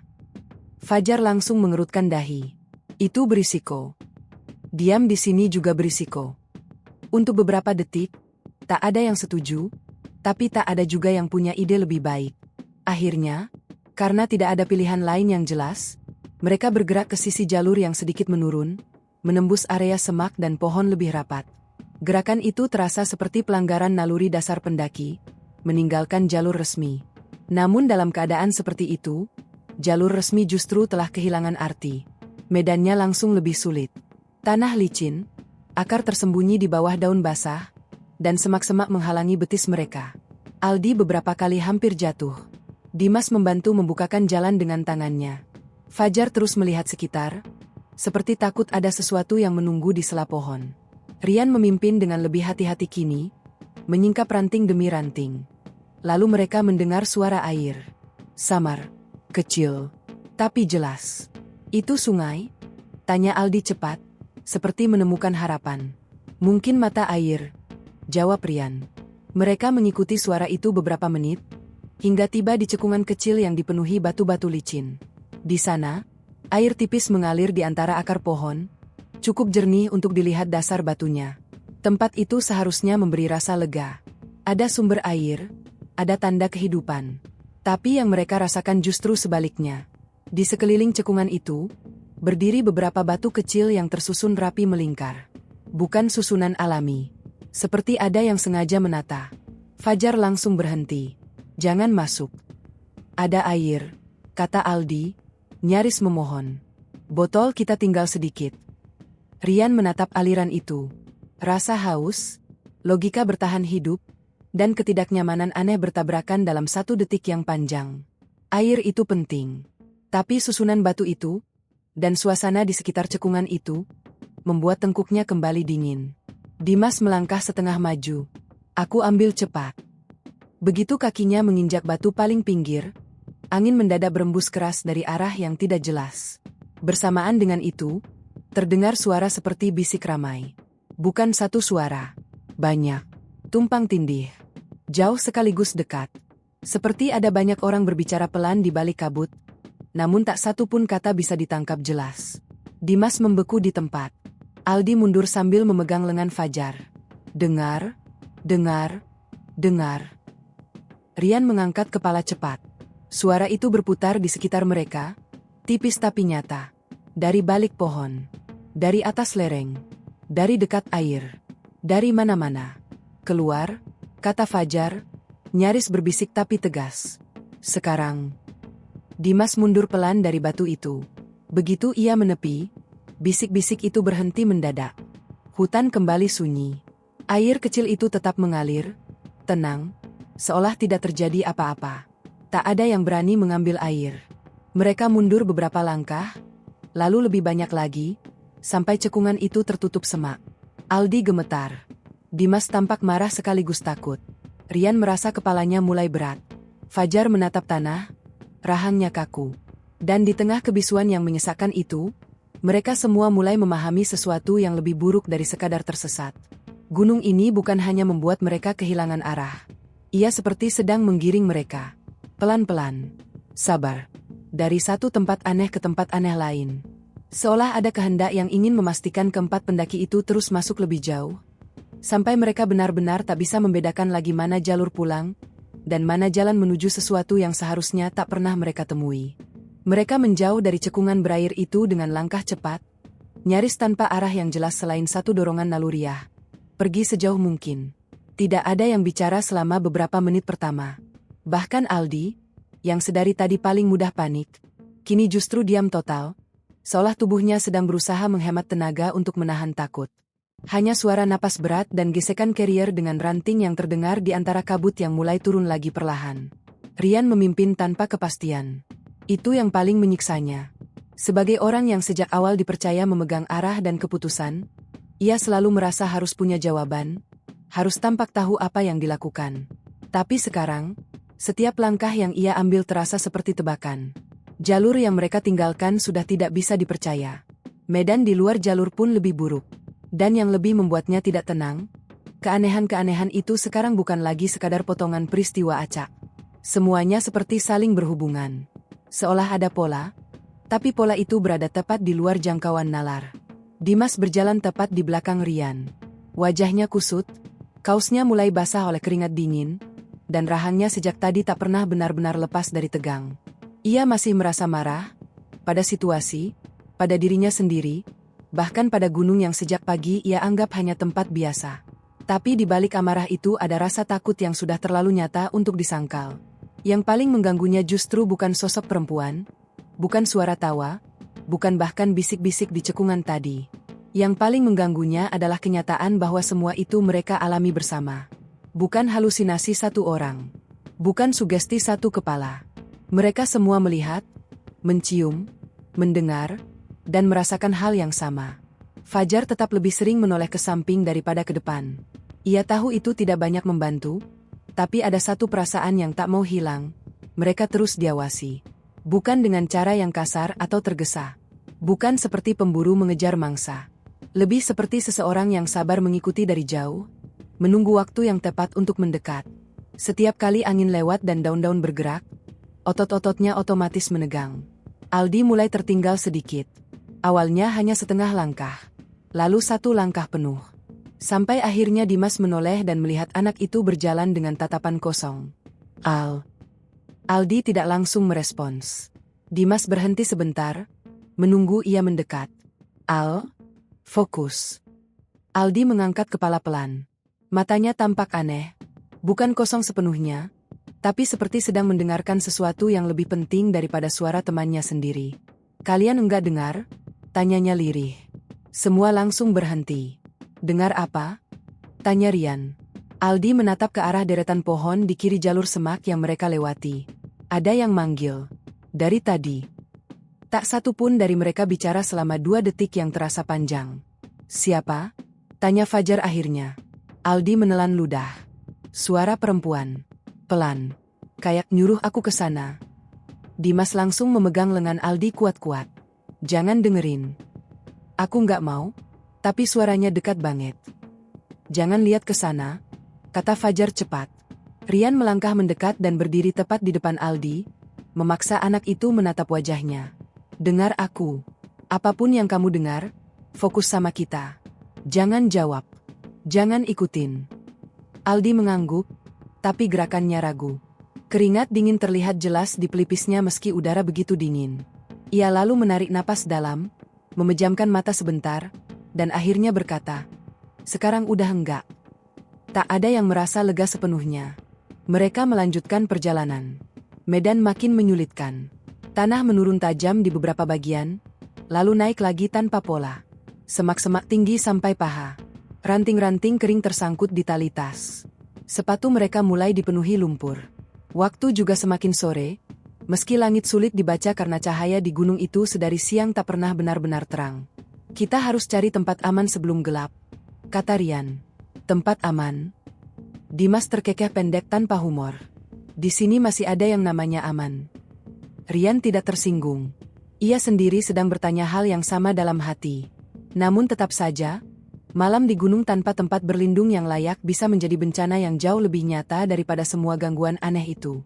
Sekitar 15 menit kemudian, mereka tiba di area yang sedikit lebih terbuka. Tanahnya relatif datar, dikelilingi pohon-pohon tinggi dengan jarak lebih renggang. Ada cukup ruang untuk duduk dan mungkin memasang tenda darurat jika memang terpaksa bermalam di sana. Namun lagi-lagi, sesuatu membuat mereka enggan merasa tenang. Di tengah area itu ada sisa abu hitam yang masih membentuk lingkaran kecil. Bekas api unggun. Rian jongkok dan menyentuh tanah di dekat abu. Dingin. Sudah lama. Tapi tetap saja, kemunculannya di tempat seperti ini terasa janggal. Pendaki lain? Tanya Dimas. Mungkin. Jawab Rian, meski suaranya sendiri tak meyakinkan. Fajar menatap sekeliling. Aku nggak suka tempat ini.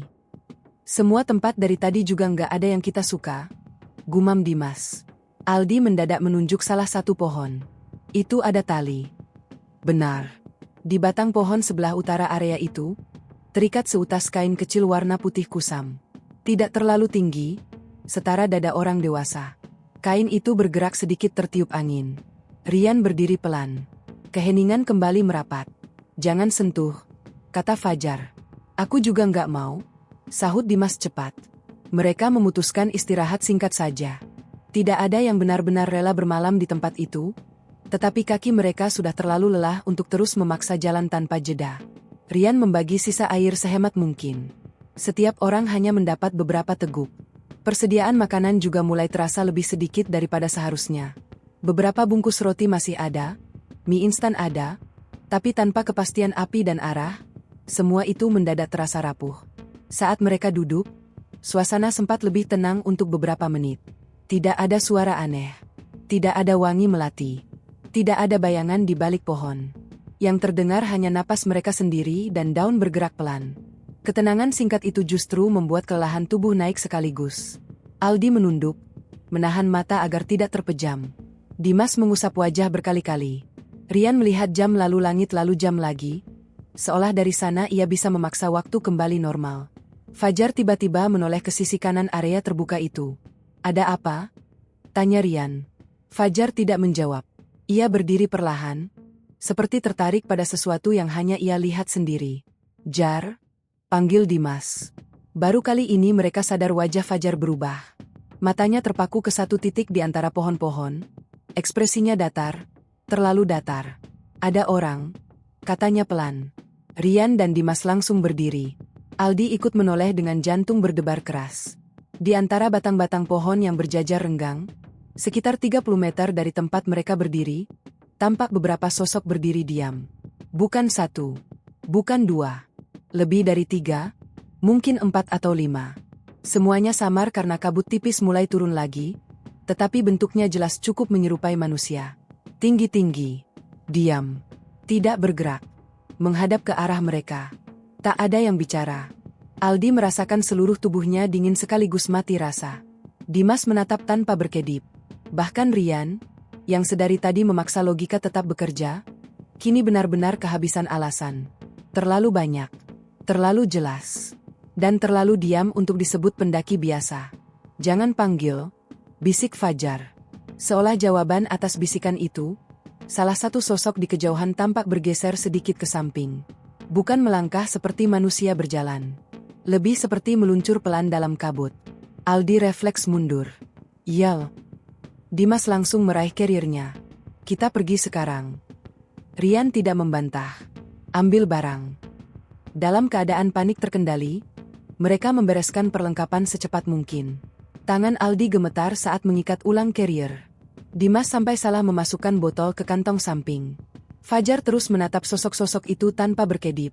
Seakan takut mereka akan mendekat begitu ia mengalihkan pandangan. Lalu terdengar suara gamelan, sangat samar, dari kejauhan. Seperti berasal dari lembah yang tidak terlihat. Nada-nadanya tipis dan tidak lengkap, lebih seperti potongan bunyi yang dibawa angin. Tapi cukup jelas untuk membuat 4 orang itu langsung membeku selama 1 detik yang menyakitkan. "Dengar?" bisik Aldi. "Jangan bahas," kata Rian cepat, meski tenggorokannya terasa kering. Mereka bergerak meninggalkan area itu nyaris setengah berlari lagi. Kali ini tak seorang pun menoleh. Gamelan samar itu terdengar beberapa saat, kadang hilang, kadang muncul lagi, seolah mengikuti dari jarak yang tetap. Jantung mereka berdentum, kaki menapak sembarangan, dan tubuh mereka mulai benar-benar kelelahan. Ketika akhirnya mereka berhenti di bawah tebing tanah kecil yang cukup menutup angin, hari sudah jauh lebih redup. Kabut mulai berubah warna menjadi abu-abu gelap. Malam akan turun. Mereka tak punya pilihan lagi selain bertahan dimanapun mereka bisa. Rian bersandar sebentar, napasnya berat. Ia menatap 3 temannya yang sama-sama pucat, berkeringat, dan kehabisan tenaga. Untuk pertama kalinya sejak pendakian dimulai, tidak ada seorang pun yang mencoba terlihat berani. Karena sekarang semuanya sudah jelas. Mereka bukan lagi sekadar menghadapi jalur yang membingungkan atau hutan yang aneh. Sesuatu di Gunung Lawu benar-benar tidak menginginkan mereka keluar dengan mudah. Dan malam pertama mereka dalam keadaan tersesat baru saja dimulai. Malam turun di Gunung Lawu tanpa transisi yang jelas. Seolah langit tidak perlahan gelap, melainkan ditarik sekaligus oleh tangan tak terlihat hingga seluruh hutan tenggelam dalam warna hitam kebiruan. Kabut yang sejak siang mengintai kini benar-benar menguasai sekitar. Ia masuk ke sela pohon, ke celah batu, kelipatan pakaian, bahkan ke napas 4 pendaki yang kini bertahan di bawah tebing tanah kecil dengan tubuh gemetar dan pikiran yang mulai compang-camping. Tempat mereka berhenti bukanlah tempat aman. Hanya sedikit lebih tertutup. Di atasnya menjulang dinding tanah lembab dengan akar-akar mencuat seperti urat tua. Di depan mereka, lereng menurun ke arah gelap yang sama sekali tak bisa dibaca. Rian memutuskan mereka harus bertahan di sana sampai ada cukup cahaya atau cukup keberanian untuk bergerak lagi. Mereka memasang flashlight seadanya di antara akar dan batang pohon kecil, sekadar penahan angin. Tidak ada api. Kayu bakar terlalu basah, dan tak seorang pun mau menjauh cukup jauh untuk mencarinya. Mereka duduk rapat dalam lingkaran kecil. Senter kepala hanya dinyalakan seperlunya untuk menghemat baterai. Dalam cahaya redup itu, Wajah keempatnya tampak seperti milik orang-orang yang sudah berjalan jauh lebih lama dari 1 hari. Mata cekung, bibir pucat, tangan dingin. Tak ada yang benar-benar makan malam itu. Roti dikunyah tanpa rasa, air diteguk sedikit-sedikit. Tubuh mereka lelah, tetapi rasa kantuk tidak datang. Yang ada hanya kewaspadaan yang menyiksa. Hutan terlalu sunyi untuk ditiduri. Lalu suara itu kembali. Gamelan.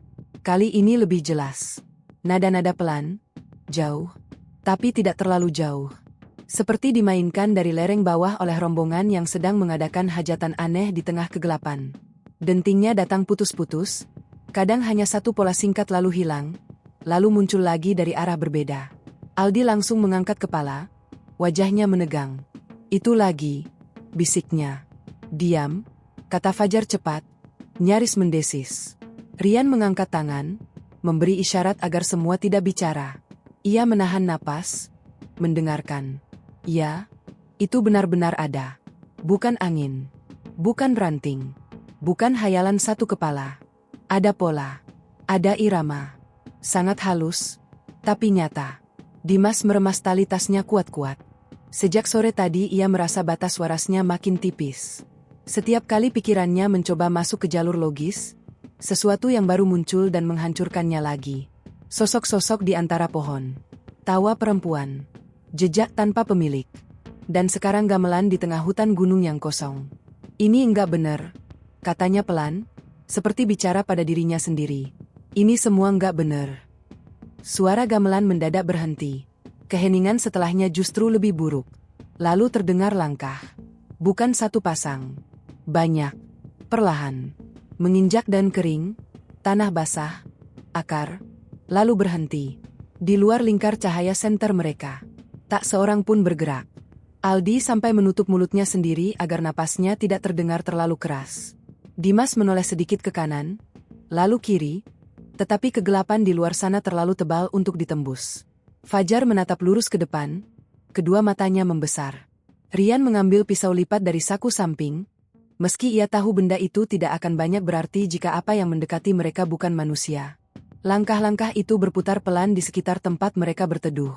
Satu di kanan, satu di belakang, lalu 2 atau 3 di depan. Tak pernah masuk ke cahaya, hanya mengelilingi. Aldi mulai gemetar begitu keras hingga flashlight tipis di sampingnya ikut bergerak. Rian hendak menenangkannya, tetapi tepat saat ia membuka mulut, terdengar suara perempuan dari balik gelap. Pelan, lembut. Aldi. Anak itu membeku total. Itu bukan bisikan asing. Bukan suara kasar. Itu suara ibunya. Sama persis. Nada, panjang napas, cara menyebut namanya, semuanya sama. Mata Aldi langsung penuh air. Ibu. Fajar menoleh tajam. Jangan jawab. Tapi sudah terlambat. Sekali nama itu dijawab, suara dari luar berubah. Terdengar tawa pendek, kecil, banyak, saling bertumpuk dari berbagai arah. Bulu kuduk mereka berdiri serentak. Aldi menutup mulut dengan kedua tangan, sadar ia baru saja melakukan hal yang sejak awal dilarang lelaki tua di base camp. Langkah-langkah di luar mendadak berhenti bersamaan. Lalu semuanya jadi sunyi.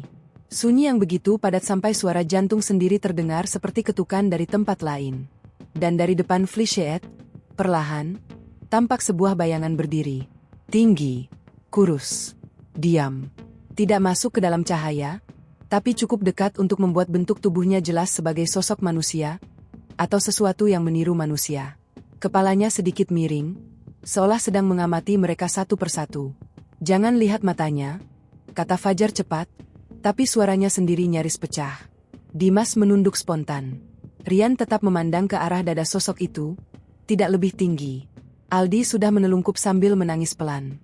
Namun sosok itu tidak bergerak. Ia hanya berdiri, seperti menunggu. Kemudian dari sisi kiri, satu sosok lagi muncul. Lalu satu lagi di kanan. Dalam beberapa detik, mereka sadar bahwa tempat persembunyian kecil itu telah dikelilingi. 4, 5, mungkin lebih. Semua berdiri diam di batas gelap, tidak pernah benar-benar masuk ke cahaya, namun cukup dekat untuk membuat udara di sekitar terasa berat dan amis. Apa yang mereka mau? Suara Dimas serak. Tak ada yang menjawab. Tiba-tiba Fajar meringis dan memegang kepalanya. Napasnya berubah. Matanya menatap kosong ke arah belakang, ke atas tebing tanah. "Jar," panggil Rian. Fajar berdiri perlahan. Gerakannya aneh, kaku, seperti orang berjalan sambil tidur. "Jar." Rian bangkit juga, tetapi Fajar sudah melangkah keluar lindungan Flichet. Salah satu sosok di depan bergeser sedikit, memberi jalan. Aldi menjerit, "Jangan pergi." Fajar tidak merespons. Matanya setengah terbuka, wajahnya tanpa ekspresi. Ia berjalan menuju gelap seperti seseorang yang dipanggil pulang ke tempat yang dikenalnya. Dimas langsung menerjang, memegang bahunya dari belakang. Namun tubuh Fajar mendadak memberontak dengan kekuatan yang tidak biasa. Ia menepis Dimas sampai nyaris jatuh. "Pegang dia," bentak Rian. Mereka bertiga langsung bergerak. Rian memeluk dari samping, Dimas menahan kedua lengan, Aldi memegang pinggangnya sambil menangis. Fajar meronta-ronta dengan wajah tetap kosong. Mulutnya komat-kamit mengucapkan sesuatu yang tak jelas. Dari sekeliling, tawa-tawa kecil itu terdengar lagi. Lebih ramai, lebih dekat. Seolah para sosok di luar sedang menikmati pemandangan itu. "Ada yang nyuruh aku ikut," gumam Fajar dengan suara yang bukan seperti suaranya sendiri. "Ada yang nunggu di atas." "Enggak ada siapa-siapa," bentak Rian tepat di wajahnya. Untuk sesaat, mata Fajar berkedip cepat, seperti tersadar. Tapi tepat setelah itu, angin dingin menghantam area mereka begitu keras hingga Flichet terlepas dari salah satu ikatannya. Senter Aldi jatuh. Cahaya berputar liar di tanah, menyorot akar, lutut, potongan kabut. Lalu, sesaat, wajah pucat seorang perempuan dengan rambut panjang berdiri, hanya beberapa langkah dari mereka. Matanya hitam. Mulutnya tersenyum tipis. Aldi menjerit sekeras-kerasnya. Jeritan itu memecah segalanya. Semua sosok di sekeliling bergerak bersamaan. Bukan berjalan, melainkan mendekat dengan cara yang terlalu cepat dan terlalu halus untuk disebut manusia. "Lari," bentak Rian. Tak ada waktu berpikir. Mereka melepaskan Fajar setengah sadar, meraih carrier sekadarnya, lalu menerobos gelap ke arah yang paling terbuka. Ranting mencambuk wajah. Akar menghantam kaki. Tanah licin membuat mereka nyaris jatuh berkali-kali. Di belakang mereka terdengar bunyi langkah, tawa, gamelan samar, bisik-bisik. Semuanya bercampur jadi satu kekacauan suara yang membuat kepala seperti akan pecah. Aldi tersandung batu dan jatuh keras. Dimas berbalik, menariknya bangun paksa. "Jangan berhenti." Fajar masih setengah linglung, tapi kini ikut berlari. Rian di depan menyingkap semak dan mencari jalan turun yang tidak terlalu curam. Mereka tidak lagi tahu menuju mana. Hanya menjauh. Hanya kabur. Lalu mendadak tanah di depan hilang. "Berhenti!" teriak Rian. Tapi terlambat. Dimas yang sedang menarik Aldi tidak sempat menahan langkah. Kakinya menginjak pinggir tanah rapuh, lalu tubuhnya bersama Aldi tergelincir ke bawah lereng. Jeritan mereka memotong malam. Rian langsung menjatuhkan diri dan meraih tangan Aldi di detik terakhir, sementara Dimas menghantam batang pohon tumbang beberapa meter di bawah mereka. Mas Dimas." Aldi menjerit histeris. Rian menahan seluruh berat tubuh Aldi dengan tangan gemetar. Fajar, yang seperti baru sepenuhnya sadar, langsung membantu menarik. Mereka berhasil mengangkat Aldi ke atas. Namun Dimas di bawah tidak bergerak beberapa detik. Hanya terdengar erangan pelan. "Dim!" teriak Rian. Dimas mengangkat kepala perlahan. Wajahnya berdarah di pelipis. Kakinya terjepit di antara akar dan batang tumbang. Ia mencoba bangun, lalu meringis keras. "Enggak bisa," katanya tertahan. "Kakiku." Dari atas lereng, kabut mulai turun lagi. Dan di antara kabut itu, satu persatu, sosok-sosok tadi muncul di tepian. Berdiri diam, memandang ke bawah pada mereka. Aldi mulai menangis tanpa suara. Fajar menatap ke atas dengan wajah hancur. Rian berdiri di antara temannya yang terluka dan sosok-sosok itu. Napasnya berat, tangan memegang pisau yang terasa sama sekali tak berguna. Malam itu, di lereng gelap Gunung Lawu, mereka akhirnya sampai pada titik yang paling mereka takuti. Mereka tidak lagi hanya tersesat. Mereka telah benar-benar terpojok, melainkan mendekat dengan cara yang terlalu cepat dan terlalu halus untuk disebut manusia. "Lari!" bentak Rian. Tak ada waktu berpikir. Mereka melepaskan Fajar setengah sadar, meraih carrier sekadarnya, lalu menerobos gelap ke arah yang paling terbuka. Ranting mencambuk wajah. Akar menghantam kaki. Tanah licin membuat mereka nyaris jatuh berkali-kali. Di belakang mereka terdengar bunyi langkah, tawa, gamelan samar, bisik-bisik. Semuanya bercampur jadi satu kekacauan suara yang membuat kepala seperti akan pecah. Aldi tersandung batu dan jatuh keras. Dimas berbalik, menariknya bangun paksa. Jangan berhenti. Fajar masih setengah linglung, tapi kini ikut berlari. Rian di depan menyingkap semak dan mencari jalan turun yang tidak terlalu curam. Mereka tidak lagi tahu menuju mana. Hanya menjauh. Hanya kabur. Lalu mendadak tanah di depan hilang. Berhenti, teriak Rian. Tapi terlambat. Dimas yang sedang menarik Aldi tidak sempat menahan langkah. Kakinya menginjak pinggir tanah rapuh, lalu tubuhnya bersama Aldi tergelincir ke bawah lereng. Jeritan mereka memotong malam. Rian langsung menjatuhkan diri dan meraih tangan Aldi di detik terakhir, sementara Dimas menghantam batang pohon tumbang beberapa meter di bawah mereka. Mas Dimas. Aldi menjerit histeris. Rian menahan seluruh berat tubuh Aldi dengan tangan gemetar. Fajar, yang seperti baru sepenuhnya sadar, langsung membantu menarik. Mereka berhasil mengangkat Aldi ke atas. Namun Dimas di bawah tidak bergerak beberapa detik. Hanya terdengar erangan pelan. "Dim!" teriak Rian. Dimas mengangkat kepala perlahan. Wajahnya berdarah di pelipis. Kakinya terjepit di antara akar dan batang tumbang. Ia mencoba bangun, lalu meringis keras. "Enggak bisa," katanya tertahan. "Kakiku." Dari atas lereng, kabut mulai turun lagi. Dan di antara kabut itu, satu persatu, sosok-sosok tadi muncul di tepian. Berdiri diam, memandang ke bawah pada mereka. Aldi mulai menangis tanpa suara. Fajar menatap ke atas dengan wajah hancur. Rian berdiri di antara temannya yang terluka dan sosok-sosok itu. Napasnya berat, tangan memegang pisau yang terasa sama sekali tak berguna. Malam itu, di lereng gelap Gunung Lawu, mereka akhirnya sampai pada titik yang paling mereka takuti. Mereka tidak lagi hanya tersesat. Mereka telah benar-benar terpojok. Kabut menggantung rendah di lereng itu, membatasi dunia mereka hanya pada beberapa meter tanah licin, batang pohon tumbang, akar-akar besar, dan siluet pucat yang berdiri di tepi atas seperti barisan penonton dari dunia lain. Rian berdiri paling depan, dadanya naik turun keras, tangan kanannya mencengkeram pisau lipat yang terasa konyol di hadapan sesuatu yang tak bisa ia pahami. Di belakangnya Aldi gemetar sambil berlutut di dekat Dimas, sementara Fajar berdiri dengan wajah pucat, antara sadar sepenuhnya dan masih dibekap sisa pengaruh aneh yang tadi hampir menyeretnya pergi. Dimas mencoba menggerakkan kaki kirinya lagi, lalu mendesis menahan sakit. "Enggak bisa," katanya serak. "Kayaknya keseleo parah, atau lebih buruk." Aldi langsung menatap Rian dengan mata penuh panik. "Mas, kita gimana?" Pertanyaan itu menghantam lebih keras daripada semua teror semalam. Karena untuk pertama kalinya, Rian tak punya jawaban yang bisa langsung dipakai. Mereka terjebak di lereng sempit. Satu teman cedera. Malam sepenuhnya menguasai hutan. Dan di atas sana, sosok-sosok itu masih berdiri diam. Lalu Fajar berkata, sangat pelan, "Jangan lawan." Rian menoleh. "Apa?" Fajar masih menatap ke atas, tapi sorot matanya mulai kembali jernih. "Dari tadi kita salah. Kita panik, marah, nyolot, ngelawan suasana. Aku nggak tahu kenapa, tapi waktu tadi aku kayak mau ditarik. Rasanya cuma satu yang kuat di kepala. Jangan melawan, jangan menantang." Dimas tertawa pendek, pahit. "Kamu mau kita minta maaf ke hutan?" Fajar menoleh padanya.